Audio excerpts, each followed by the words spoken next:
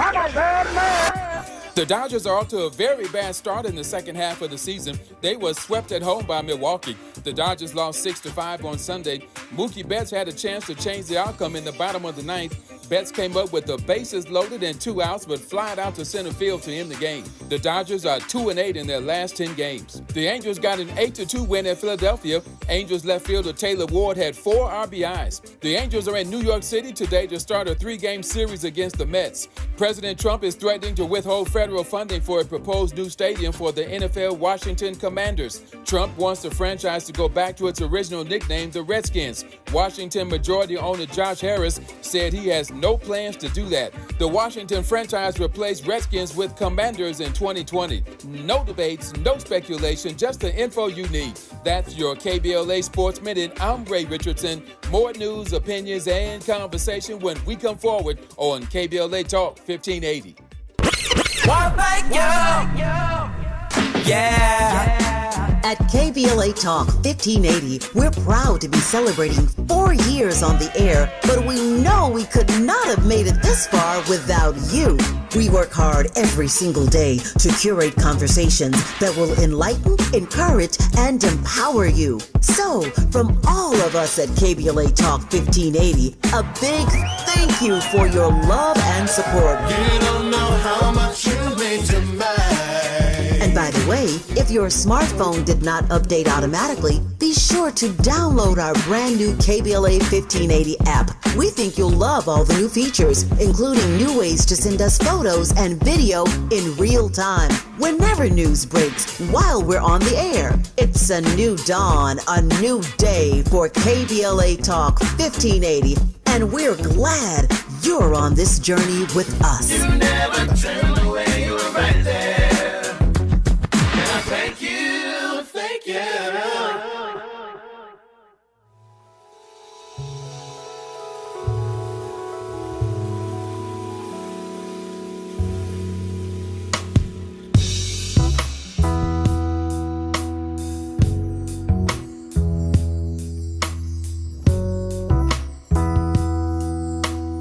As the tables turn timidly and time ticks to the sporadic beat of a schizophrenic's pulse rate. Plus, if you take the fears, the struggles, the dreams and ideas of my father's father and his dad, wash them down in grape Kool-Aid, and like our own form of purple haze, drift about for years upon days in this cloudless daze of nothingness, trusting in this freedom simply because the bars of our cage are no longer opaque. Yet, I'm Tavis Smiley, and that is the voice of Malcolm Jamal Warner. I mentioned earlier that in addition to being an amazing actor, playing Theo all those years on The Cosby Show, remember that amazing Huxtable family. In case you've just tuned in, I should tell you that Malcolm Jamal Warner is dead at the age of 54 from an accidental drowning in Costa Rica, where he was apparently vacationing with his family. That's all we know at this hour. Again, Malcolm Jamal Warner, dead, oh Lord, at the age of 54, and we are just trying to make our way through this program with all of these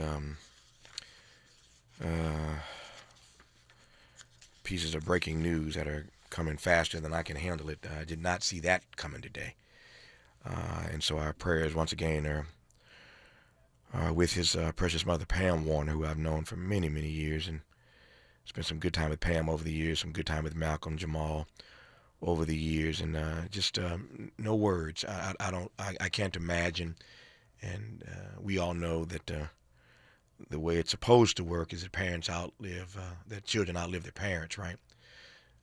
Parents are not supposed to outlive their babies. And in Pam's case, I can't imagine the pain that she must be feeling, because Malcolm was her only child. Malcolm Jamal was her only child. And so no words to describe the pain that I feel and the pain that I know all of Black America feels. We got so connected. As Dr. West said in our last hour, these iconic shows have a way of merging with our own lives, and we connect to these characters. And I put it this way: I say all the time that as artists, and I'm making this category very broad now. Cornel West is an artist in his own right, and what I do, there's an art form to it. But there are all kinds of artists. But no matter what you're working, your athletes are artists, musicians are artists. Whatever your working witness is, ultimately you are at your best when others can situate their humanity in your working witness. That's the goal, right? For other people to situate their humanity in what it is that you're offering to the world, whatever your art form may be. And so many of us were able to situate our humanity in the context of that Cosby Show. We may not have been as wealthy. We may not have. The father in our family may not have been a doctor. The mother may not have been a lawyer, as was the case with the Huxtables. But the dynamics of how black families work and how we interact, that was as real as rain. And so there were so many of us who were able to situate our humanity in the context of that Cosby Show. And that's why it was such a huge hit. As a matter of fact, I know this story well. And for those who know the story, I'm telling you the truth, that Bill Cosby shopped that show for a long time. And every single network then turned that Cosby Show down multiple times. Hard to imagine given the success of it. The Cosby Show ultimately ended up turning around the fortunes of the NBC television network. It completely changed their fortunes. But they pitched that show multiple times. CBS turned them down. ABC turned them down. NBC turned them down. And then at one point, there was a guy named Brandon Tartikoff who was running programming at NBC. Brandon Tartikoff eventually gave the show the green light, and the rest, as they say, is history. And when I tell you it changed the fortunes of NBC, it got to the point they would call it NBC, the network of Bill Cosby. That's what it was, NBC, the network of Bill Cosby, because they just turned that network completely around. Such was the power of that one television show to essentially turn the entire fiscal stability of a network on its back. And so that's the show that Malcolm Jamal Warner had a chance to be a part of. And so we're just gobsmacked and devastated to learn the news that Malcolm Jamal Warner dead at the age of 54 again. We were told he was on a family vacation in Costa Rica, and so our prayers again with Pam Warner and his wife, Malcolm's wife and child. He has left behind, but just far too young to be gone. But what a great body of work Malcolm Jamal Warner was able to bring forth to us, and that will live forever. I quote my friend Dr. West again, who was on in the last hour, that our work becomes our afterlife. Our work becomes our afterlife. And so Malcolm Jamal Warner did such amazing work in those 54 years. We will never, ever forget the amazing brilliance of Malcolm Jamal Warner playing Theo in that Huxtable Family and so many other shows that he was able to put his imprimatur on. So there's your breaking news. Malcolm Jamal Warner dead at the age of 54.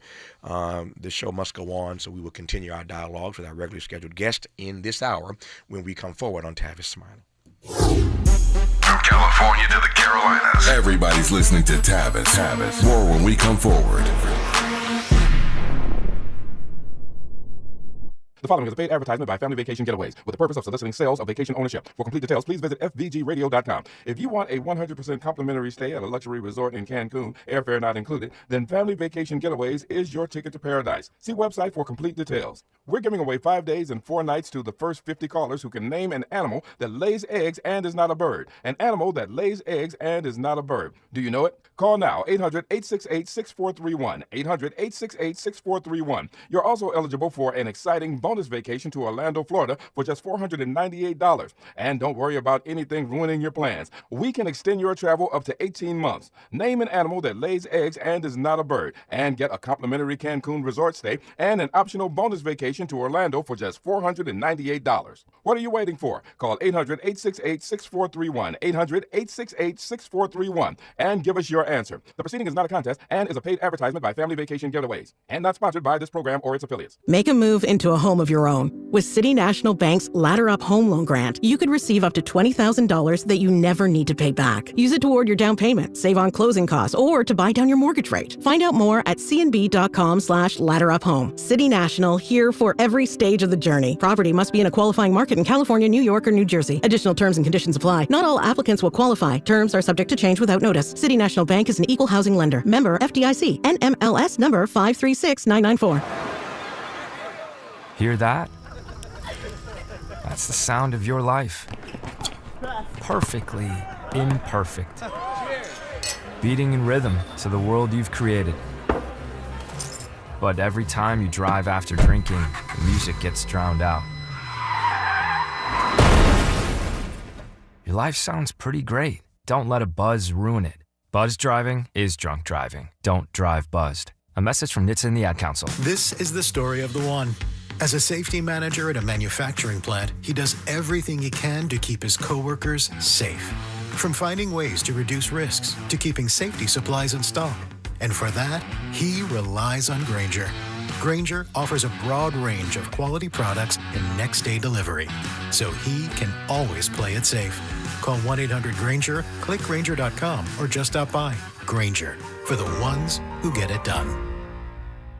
This is Joe Cordell of Cordell & Cordell. Cordell & Cordell is the largest family law firm in the country, with over 35 years of helping clients navigate divorce. That does give us certain advantages, for example, in experience and resources. But being big doesn't mean less personal or less local. Our attorneys live and work in your community, and as neighbors, they understand the challenges your families face. If you're a guy facing divorce, remember, Cordell & Cordell, a partner you can count on. 1455 Frazee, San Diego. CordellCordell.com. Sometimes he fails at fitting in, but we're okay with that. You're inside the Tavis Smiley Show. You are indeed in our final hour today, and as I said a moment ago, we're still trying to navigate this bad news about the passing of Malcolm Jamal Warner. But we will continue our program as scheduled.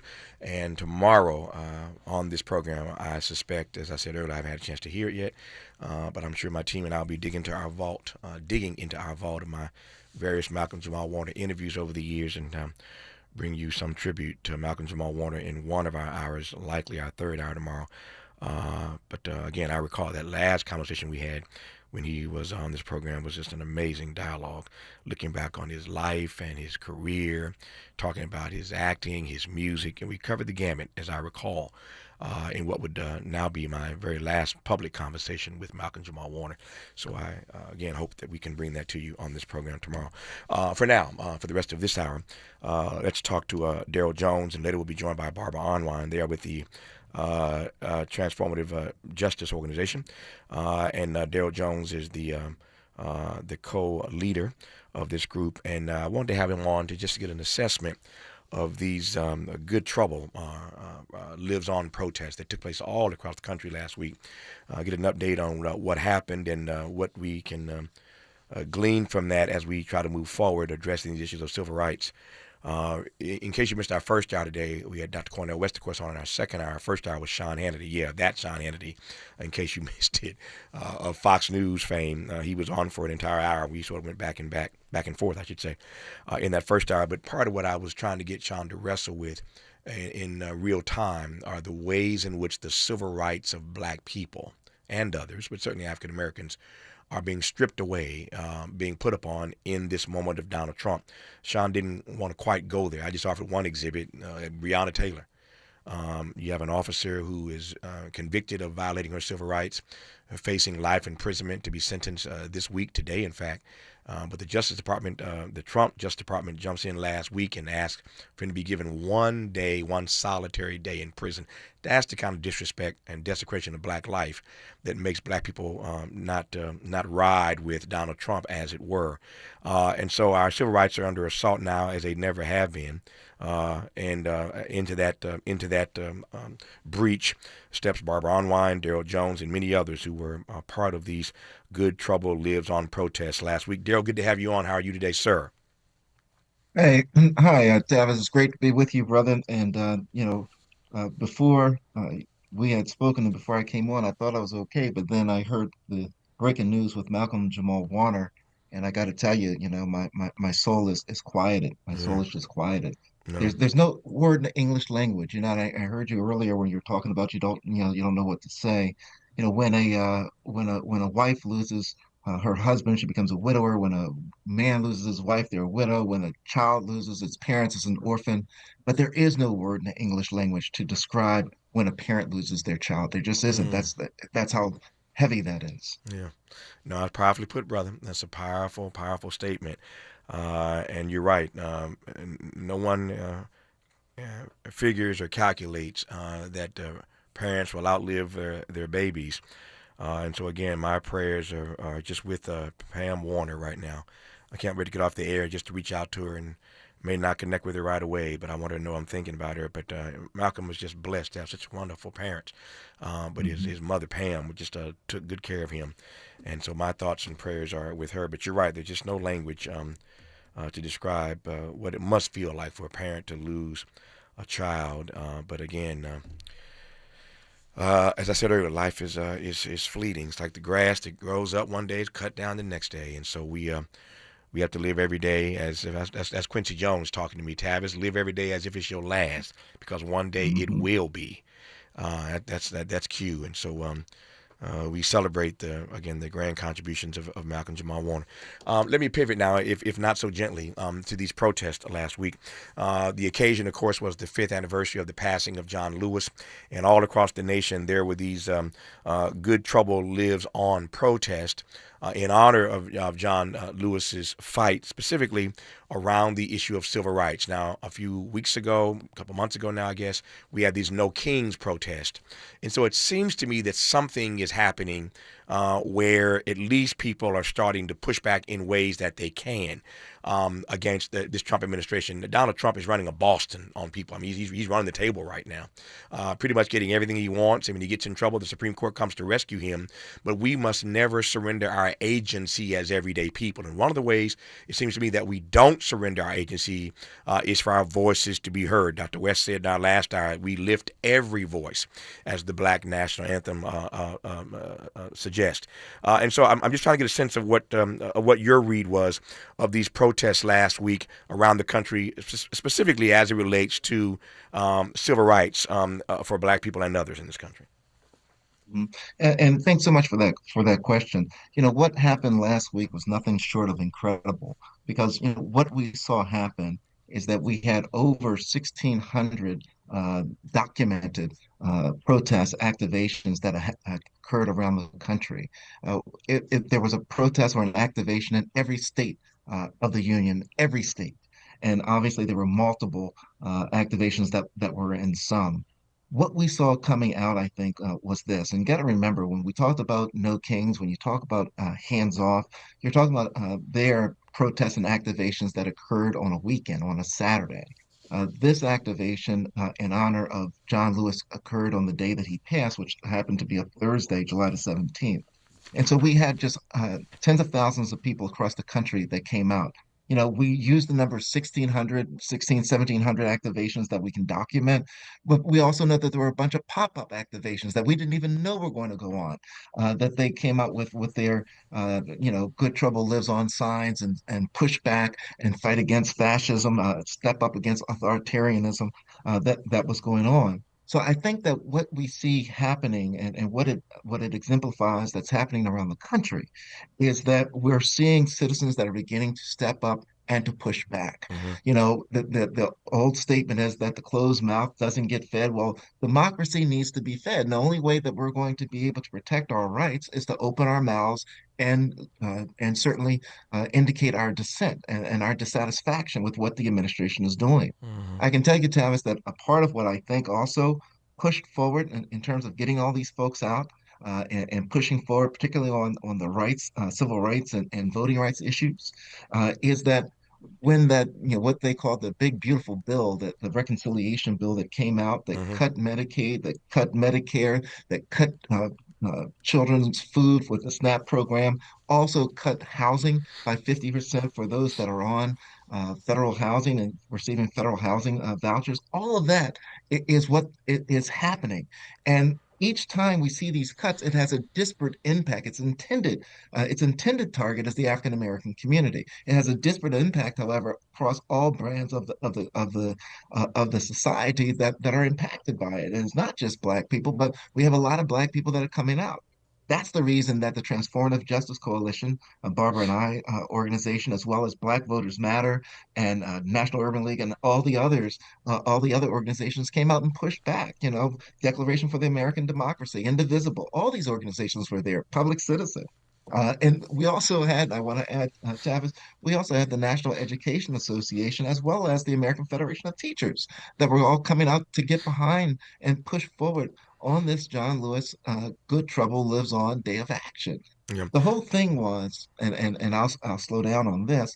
I think the whole thing was, we're seeing these attacks on voting rights, we're seeing these attacks on civil rights, we're seeing these attacks on our individual liberties in this country. And the question becomes, who's pushing back in Congress? When John Lewis was with us, he was regarded as the conscience of the Congress. Right now, the majority in Congress is acting in an unconscionable way, and we've got to be willing to do as John Lewis did and walk across the bridge to stand up for people's rights and to bring people together to stand for what is the decent, moral, and correct thing to do with the protection of our rights. And that's where we are right now. That's what I think the overflowing of support was that people experienced on July the 17th on that Thursday. Now, there are a couple of things running through my head right now. Let me just push them out as quickly as I can. The first is whether or not, to your mind, you believe that in the era of Donald Trump, protest actually matters. Now,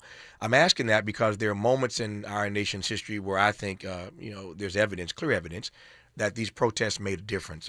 You will never convince me, and frankly, I could go around the globe for that matter. There, to my mind, I'm a student of history. To my mind, I cannot think of a single movement for the rights of people anywhere in the world that did not, at its apex, at some point, have the engagement of young people. You think about, the ways in which when America saw those dogs and those hoses being turned on precious Black babies in what they called Birmingham, Alabama, it changed the conversation.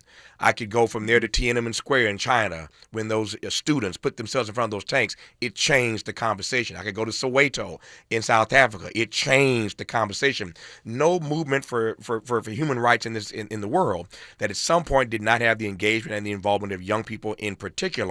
And so I saw so many young people out at these protests, these 1,600 protests documented that you mentioned that took place on the anniversary of the death of John Lewis. And John Lewis, of course, we on that date last week, we played some sound of his amazing speech at the March on Washington. Of course, the youngest person to speak that day, speaking for SNCC at the March on Washington. But I raised all that to ask whether or not in this moment of Donald Trump, these kinds of protests matter. I'm heartened by the No Kings protest. I'm heartened by these Good Trouble Lives On protests. I just don't know, given who's in the White House and the way he is showing up, that these protests actually matter. I'm not suggesting they don't, but if they do, tell me the ways in which you think and why they matter. I think they matter for a number of different reasons.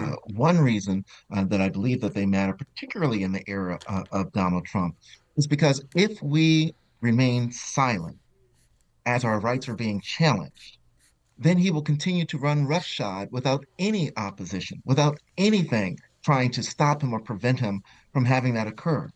By having these protests go forward, and one thing that I love that you said, Brother Tavis, was talking about the young people and the involvement of young people. We got to remember that when we're talking about those Confederate statues that were coming down, there were young people that were leading those protests. Those young people that were out there pushing forward on that. When we're talking about the gun laws and the gun restrictions that were passed just a few years ago, there were young people, March for Our Lives, that were leading that protest. When we talk about the election of Raphael Warnock and Ossoff, we're talking about young Black voters, young voters that came out in Georgia to make that happen. So you asked me, do I think it makes a difference in this era of Donald Trump? It absolutely does. But let me tell you why it makes an even greater difference right now. It makes an even greater difference right now because we have a 2026 election coming up. And we have a Congress that if the Congress is not willing to hold and hold the line for the represent the people they're supposed to represent, well, that's what we need voters to do, is to get out there, to let their voices be heard, to elect people to Congress that will hold Donald Trump accountable. He does not operate on an island by himself. It requires the Congress to get out there and to restrict some of this. In order for that to happen, we got to be in the streets, because we've got to be certain that we have people that are out there pushing for our rights, having people elected that were willing to hold him accountable and pull the reins in, not just to be a rubber stamp for whatever it is that he wants to do. That's part of the reason I think it's so important for us to have these protests and to be in the streets pushing forward. So yeah, it does matter. It absolutely does matter, Tavis. You mentioned the Urban League earlier as one of the groups that were, in partnership with these protests, these Good Trouble Lives On protests last week. So Mark Marial, a recent guest, frequent guest, I should say, on this program as well, they released last week their State of Black America report. And the focus this year of the State of Black America report, I was reading it over the weekend, was for the Urban League to declare a state of emergency for civil rights. So the Urban League has declared a state of emergency for civil rights. Unpack that for me. I'm not asking you to speak for the Urban League, but my point is that these civil rights, clearly, these voting rights, as you mentioned earlier, are under attack. Where are we at in America right now that we need to call a state of emergency when it comes to civil rights? Wow. I go back and I think of what happened with some of our college protesters, right? That were immigrants that were exercising their First Amendment rights. When I think about that, these are college students exercising their First Amendment rights that are being deported, that are being arrested, that are being detained.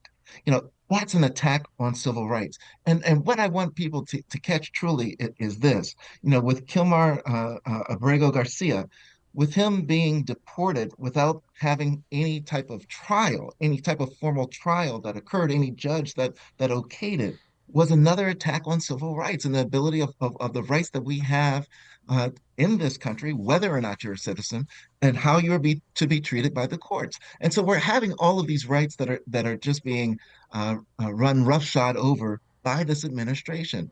And Congress that wasn't willing, a majority in Congress that wasn't willing to stand up and hold them accountable for it. So the quieter we are with all these issues that are happening as these issues continue to confront us, that I believe is what the National Urban League was speaking about, was that it's a state of emergency, because what they're doing now, what they've done to Garcia, is only half a step away from what they can do to any of us that are in this country. We heard, I believe it was Rosie O'Donnell, that he wanted to deport her, right, to get her out of it. And now they're talking about sending people to South Sudan, to war torn countries and countries that people have no connection with.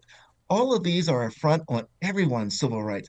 So long as you're only focused on what you think is a non-documented or undocumented person that may or may not have committed a crime, if you're only focused on that, you're missing this bigger picture.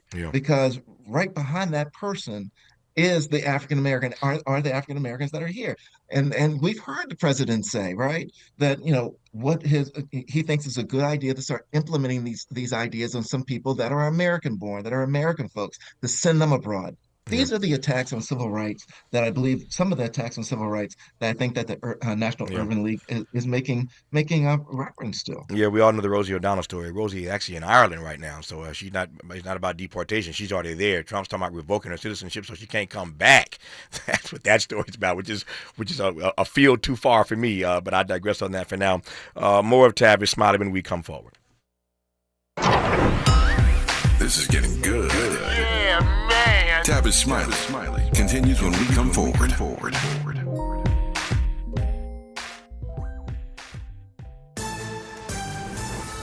I'm Bree Wood with BIN News Now. The Cook County, Illinois Democratic Party will not endorse a candidate in the race for the seat of retiring U.S. Senator Dick Durbin. The outgoing lawmaker also isn't expected to back a candidate in the race. I think we have at this moment 3 good candidates not likely to endorse in the race. The hopefuls include Lieutenant Governor Juliana Stratton and Congress members Robin Kelly and Raja Krishnamurthy. HBCU Southern University has expelled the Beta Sigma chapter of Omega Psi Phi after a hazing ritual led to Black 20-year-old student Caleb Wilson's death. The chapter lost all campus privileges following a disciplinary hearing and investigation. And a new mural in Paris honors Black American and French entertainer Josephine Baker, celebrating her legacy as a performer, resistance hero, and civil rights icon. Created by artist FKDL, it highlights her fight for freedom. Get BIN News Now on demand 24/7 on the iHeartRadio app. Compassion sponsorship means food, healthcare, education, and more for a child in poverty. And there are thousands of kids who've been waiting over a year. End their wait. Sponsor a child with compassion today. Text the word radio to 83393. Right now, there are young people across the world facing a tough choice. Continue their dream of education or drop out to help their family put food on the table. You can help change their future in a single moment. See how far your support can go at unbound.org. Is this the tackle? This is the KBLA Sports Minute with Ray Richardson. The Dodgers are off to a very bad start in the second half of the season. They were swept at home by Milwaukee. The Dodgers lost 6-5 on Sunday. Mookie Betts had a chance to change the outcome in the bottom of the ninth. Betts came up with the bases loaded and 2 outs, but flied out to center field to end the game. The Dodgers are 2-8 in their last 10 games. The Angels got an 8-2 win at Philadelphia. Angels left fielder Taylor Ward had 4 RBIs. The Angels are in New York City today to start a 3-game series against the Mets. President Trump is threatening to withhold federal funding for a proposed new stadium for the NFL Washington Commanders. Trump wants the franchise to go back to its original nickname, the Redskins. Washington majority owner Josh Harris said he has no plans to do that. The Washington franchise replaced Redskins with Commanders in 2020. No debates, no speculation, just the info you need. That's your KBLA Sports Minute. I'm Ray Richardson. More news, opinions, and conversation when we come forward on KBLA Talk 1580. All I need is one mic. With the KBLA Talk 1580 guest editorial, I'm Martin Gordon, chair of the Pasadena Community Coalition. Recently, I listened to a Tavis Smiley show conversation with James Farr. At one point, James said something that caught me off guard. Not because it wasn't true, but because it is. Black Altadena is gone. I know it may seem stupid and non-productive, but I stopped in that moment listening to Tavis and James. I broke down and cried. In the back of my mind, I told myself we can bring it back like it was. But James Farr's reality check hit me like a ton of bricks. My community is being murdered. I said murdered, not by the Altadena Eaton Canyon fire, but by the people we elect to protect us, and by greedy and gatekeeping nonprofits who cannot see the forest for the trees. For the first time since the fire, I truly feel and understand my wife's inconsolable pain. Because I'm struggling to find a path to recovery and at least some form of normalcy. My community is crumbling right in front of my face. Lack of funding to rebuild is slowly destroying us. Many of us can no longer hold out, and developers are gobbling up our property.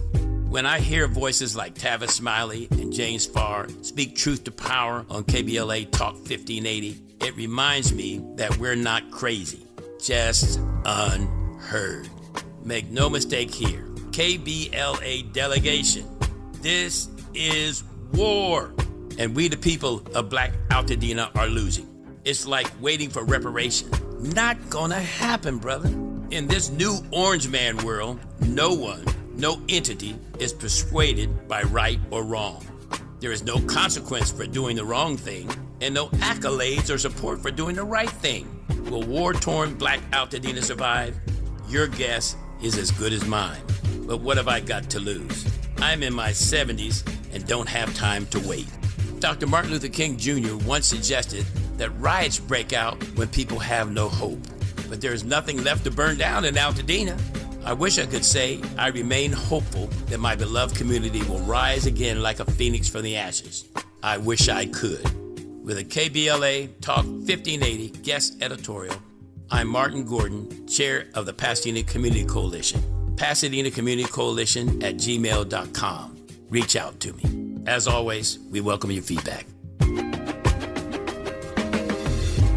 Paid for by government.com. Did you know the United States Mint has issued a new Morgan silver dollar coin in proof condition for the first time? Not only that, they are also minted in 99.9% pure silver for the first time ever in history. Coin experts are calling this an amazing opportunity for anyone that knows the enduring popularity of Morgans. But you must hurry. Only 400,000 of these legal tender silver dollars were issued. These first ever Morgan silver dollars are brand new with stunning mirror-like finish, minted by the iconic San Francisco Mint. Call now and you're guaranteed a new first ever 99.9% pure silver proof Morgan dollar. To learn more, call 1-800-973-9717. If you order now, you will receive a free coin collector bonus pack, a $25 value, free with every order. Call 1-800-973-9717 now to secure your new Morgan silver dollars before they are gone. That's 1-800-973-9717.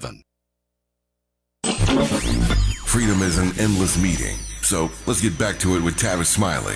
Tavis Smiley and Daryl Jones, who's co-leader and board chair of the Transformative Justice Coalition. We're also joined now by the founder and president of the Transformative Justice Coalition, Barbara Arnwine. Before I get to Barbara and Daryl, again, in case you've just tuned in, we announced it in our last hour, but all of America is sad today. Certainly all of Black America is sad with the news of the passing of Malcolm Jamal Warner, the actor, of course, who played Theo on The Cosby Show, dead, we are told, at the age of 54 from an accidental drowning, vacationing with his family in Costa Rica. He leaves behind a wife and a child.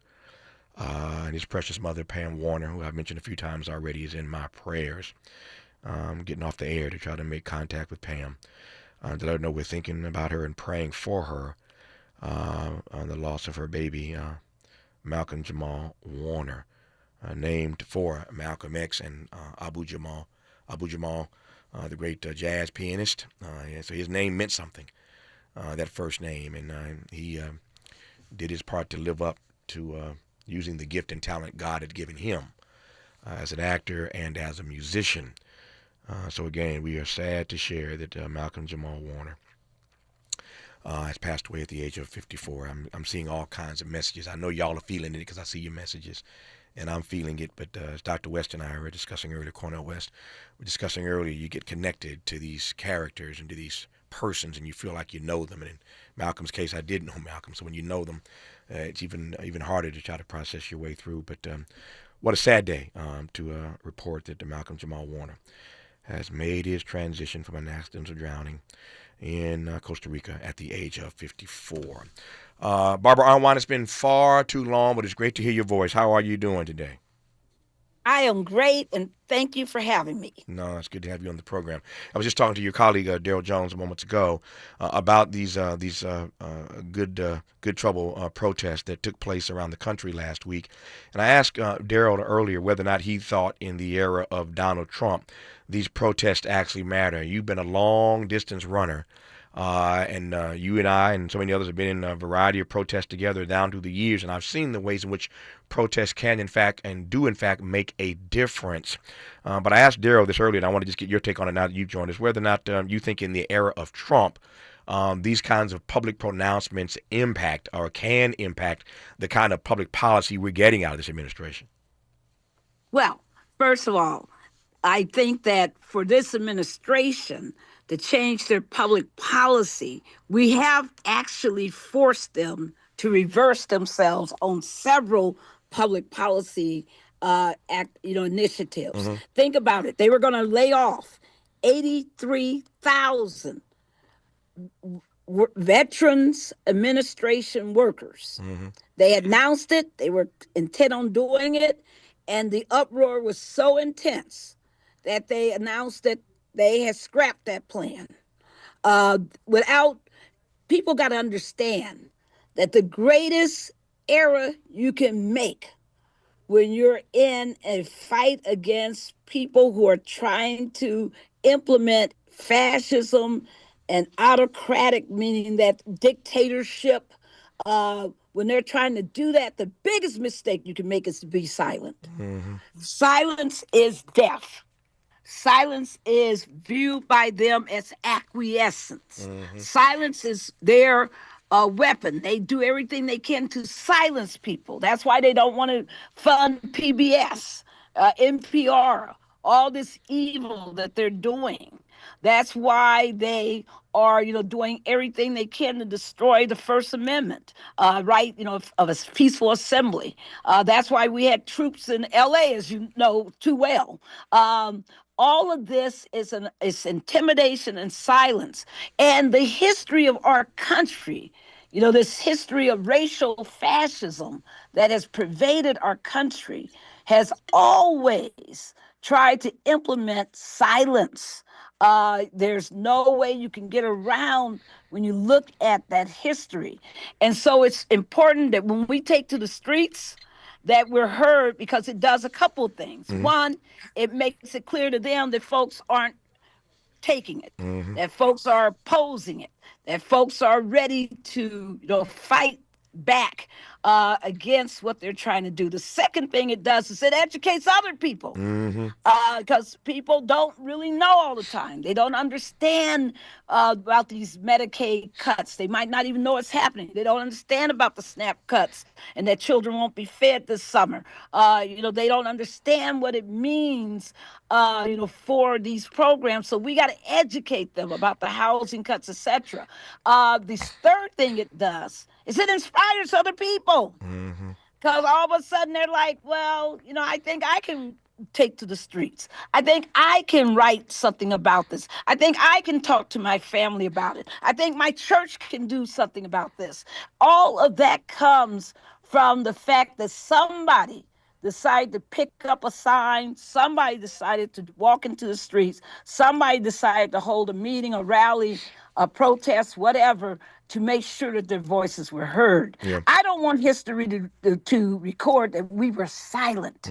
When I look back at the Nazi era, the Third Reich era, the greatest mistake was people decided to hide, they decided to cower, they decided to capitulate, they decided to be silent. Yeah, I have thought about this a lot, Barbara, and the closest parallel that I can come to in my lifetime, politically, to the moment we find ourselves in, would be the Reagan era. That's in my lifetime. You've been a long distance runner here. How would you situate? Again, I've seen you again on the front lines of so many struggles, so many protests down through the years. How would you situate this particular moment? Given all the years that you've been engaged in protest and struggle for the benefit of our people, how would you situate this particular moment? This particular moment is horrific in two respects. It's ruthless. These people are ruthless. They are brutal. They're dangerous. And people don't obviously understand everything that's going on. I mean, I tell everybody, take a second and read and listen to what Curtis Yarvin is saying. He's been tweeting recently. So, and most people don't know who he is. Folks, he is the intellectual guru for Peter Thiel, for J.D. Vance, for Elon Musk, for Steve Bannon, all of these pivotal figures in the Trump administration, in the Trump universe. And what he believes in is genetic inferiority. And he talks about not only blacks and, Latinos and others and Native Americans being genetically inferior. He also thinks a whole good percentage of white people are genetically inferior. And because he believes that, people don't understand that when they see these cuts to USAID, and folks tell me, well, Barbara, that means people are going to die. I said, yeah, that's what they want. When you see the cuts to Medicaid, and people said, oh, that means people are going to die. And I said, yes, that's what they want. They fiercely and profoundly believe that if you're genetically inferior, you should not exist on this earth, period. And it's the lack of our understanding that has led people to treat this era as too light. They think it's like the 1970s when, Rehnquist was leading the Supreme Court and you had different chambers of Congress. They think it's like the Reagan era. They think it's like, they just get, really lost and confused about how different this era is because it's so much more dangerous. You think it's far worse, though, ultimately? Oh, absolutely. Yeah. There is no comparison in that regard. Yeah. For those who don't know the name Curtis Yarvin, you may recall on this program some weeks ago we had Otis Moss III out of Chicago, who did a video that's gone viral. So just Google Otis Moss III, Curtis Yarvin. He did a really, really nice 5-minute video piece that really explains who he is, Curtis Yarvin. And Barbara's right. He's the intellectual godfather, if you will, of all of these personalities that she just mentioned. As I recall, the New York Times Magazine also did a really in-depth piece about who Curtis Yarvin is and the impact he's having on these persons whose, again, names Barbara mentioned a moment ago, who we are wrestling with every single day in terms of trying to advance good public policy in this country. More with Barbara Arnwine and Daryl Jones when we come forward on Tavis Smiley. Generous listening. Charitable listening. That's why everybody wants to talk to Tavis. The conversation continues when we come forward.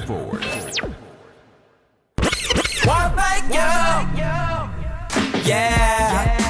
At KBLA Talk 1580, we're proud to be celebrating 4 years on the air, but we know we could not have made it this far without you.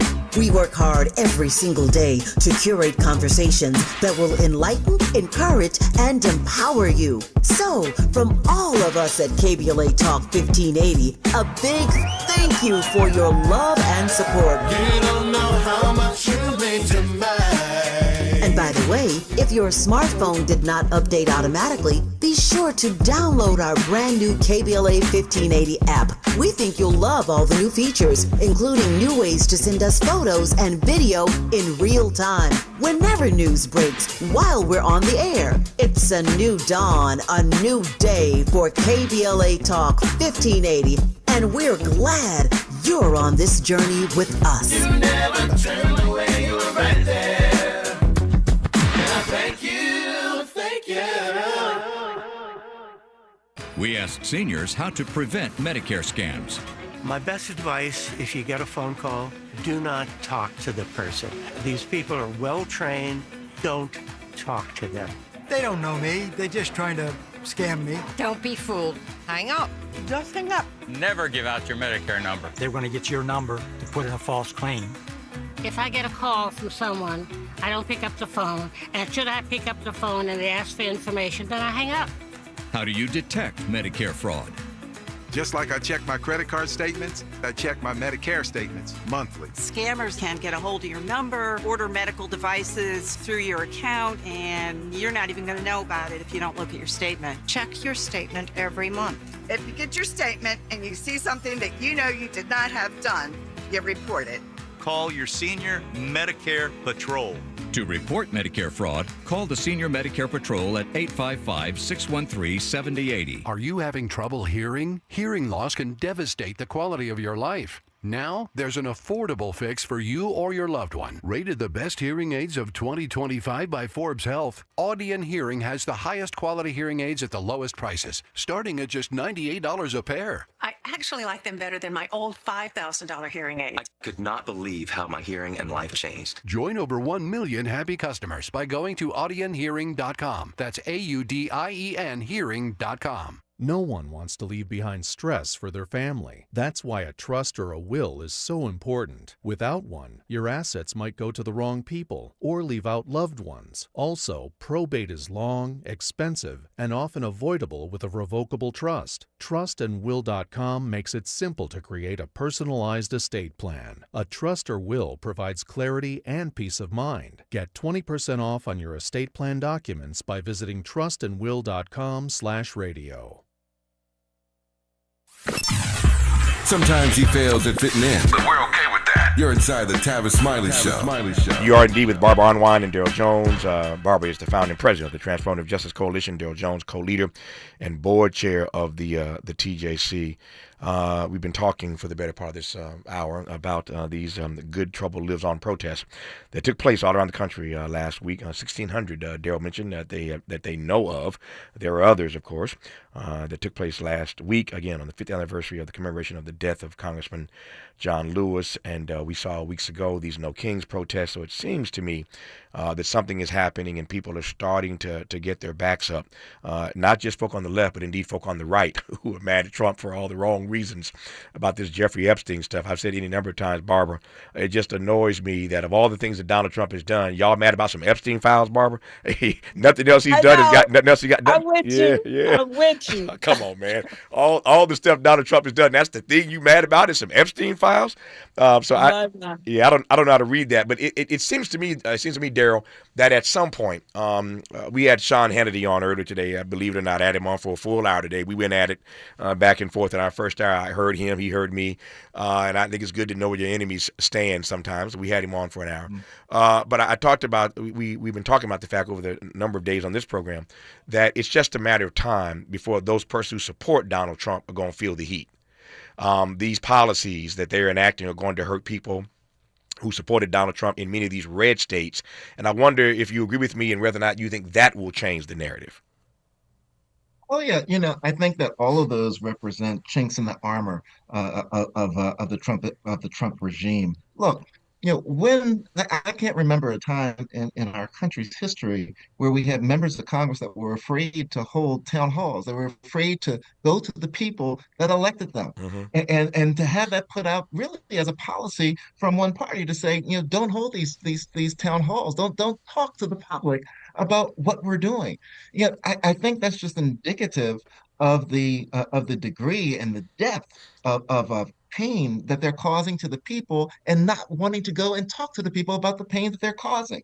One of the things that I think is really great here, Tavis, is that what you see happening with No Kings, what you see happening with Hands Off, what you see happening with the John Lewis National Day of Action is that the folks are getting their voice. The people are getting their voice, and they're letting them know you may be able to avoid us by not showing up at the town hall, but we're going to show up so that our voices are heard, so the issues that we care about and are concerned about are heard. And the wonderful thing is, I think that with the Trump administration, President Trump's administration, what they're pushing is this fear is contagious, and so long as they can keep people in fear, they can continue to do what they want, and we'll get them quiet because of the fear. But we also know that courage is contagious, and I think that's what you're seeing happening through all of these actions now. Is that the people are becoming more courageous because they're catching on to what folks are doing, that they can stand up, that they can have a voice, and they can push forward. So that's what I think we see happening. And the Jeffrey Epstein piece, whatever it takes for the chink in the armor to occur, so that folks can start to realize that the pain that they're experiencing is being caused by this president, by this majority in the Congress. That's what needs to happen. Yeah. If that's the beginning piece for somebody to start seeing it, for their Jericho wall to fall down, so be it. But they've got to see and feel what's going on from this presidential administration. We will give Barbara Arnwine the last word when we come forward. She's the founding president of the Transformative Justice Coalition, and they're not done protesting yet. Last week was just the Good Trouble protest that took place, but they got some other protests lined up around the issue of Medicaid, and we'll let her opine on that when we come forward in our remaining moments with them, Barbara and Daryl, on Tavis Smiley. Why does Tavis say when we come forward? Because he's not going back. And you don't have to go back either. Forward ever, backward never. More of Tavis Smiley when we come forward. KBLA Talk 1580. We've got a lot to talk about. KBLA Talk 1580, connecting you with services and solutions. Worried about eviction? You have rights, and Stay Housed LA can help. Stay Housed LA is a partnership between LA County, the City of Los Angeles, and local service providers. From Lancaster to Long Beach, we're here to help you with tenant education workshops, legal clinics, free legal services for eligible tenants, and online resources about tenant protection laws. Don't face eviction alone. Call our hotline at 1-888-694-0040. That's 1-888-694-0040. Or visit stayhousedla.org. Stay Housed LA, keeping Los Angeles residents in their homes. Stay Housed LA, your rights, your home, our community. This is a community call to action from KBLA Talk 1580. Wesley Financial Group is not a law firm. Hi, I'm Chuck McDowell, the timeshare cancellation guy. In 2011, I founded Wesley Financial Group with one goal in mind: to help honest folks out of their timeshares permanently. Today, I run Wesley with my two sons, a real family business, treating every client and every employee like we'd want our own family treated. That philosophy has helped us grow into the largest, most trusted timeshare cancellation company in the United States. Fortune magazine even recognized us as one of the best places to work. Why? Because we genuinely care. In fact, some of our former clients were so moved by their experience working with us, they joined our team so they could help others to timeshare freedom. If you're stuck in a timeshare, give us a call. Let our family help your family. Call Wesley now for your free timeshare exit kit. 800-687-7979. That's 800-687-7979. 800-687-7979. If you're like me, 60 and retired, making ends meet, especially here at the supermarket and drugstore, is tough. I'm so blessed to have found benefitscheckup.org. It's a free and confidential website from the National Council on Aging that connected me to $1,200 a year in programs that help pay for food, medicine, utilities, and more. Maybe it can help you. benefitscheckup.org. You know where you want to go in life, and City National Bank can help. City National knows the dedication it takes to build your vision for the future into a reality, and our team is here for you. We have a wide range of options to help, from personal savings accounts to interest-bearing money market savings accounts and more, all designed to help you get where you want to go. City National, here for every stage of the journey. Learn more at cnb.com. City National Bank is a subsidiary of Royal Bank of Canada, member FDIC. He's a paradigm pioneer and the top-rated African-American talk show host in the nation, according to Talkers Magazine. You're tapped in with Tavis Smiley right now. Tavis Smiley and Barbara Arnwine and Daryl Jones. I got just 2 minutes left here, Barbara. I want to give it to you. As we say in D.C., I want to yield the balance of my time to the sister from the Transformative Justice Coalition. The protest last week is not the only protest. What y'all got coming up? Yes, and I just want to quote Justin Jones, a Tennessee representative who's here today at this conference I'm attending, and he said that democracy requires disruption. Mm-hmm. Think about it, people. And I want to, really urge everybody right now, when you listen, you have power. Individual power. I don't care if you got 5 dimes. You're going to decide how you're going to spend those dimes. Where do you spend those dimes? I don't care if you don't have a movement. You have yourself. And when you bring your body to a demonstration, a protest, your body has influence because it becomes part of the count, just like when we vote. Folks, I want to give thanks to Black Voters Matter, thanks to Indivisible, thanks to 5051, thanks to the National Urban League, thanks to the Leadership Conference for Civil Rights, thanks to, the League of Women Voters. Yeah. Oh, my goodness. Thanks to all these organizations who joined us. But today, I was so happy because I saw a beautiful email video from the new National Christian Leadership Movement of Black churches. And those are Black churches from Georgia, from Florida, from Alabama, from Mississippi, they're deep south, from Tennessee, and Texas. And they were talking about the John Lewis Day of Action and why we got to keep in this fight. There you go. Nope. You got to keep in it. That's right. Barbara's absolutely right about that. She is the founding president of the Transformative Justice Coalition. Daryl Jones, co-leader and board chair of the TJC. Delighted to have had them on. I'm out of time. Barbara, Daryl, thank you for coming on the program. I appreciate you both. Thank you. Thank you so much, Tavis. Thanks for coming on. Thank you very much for being here.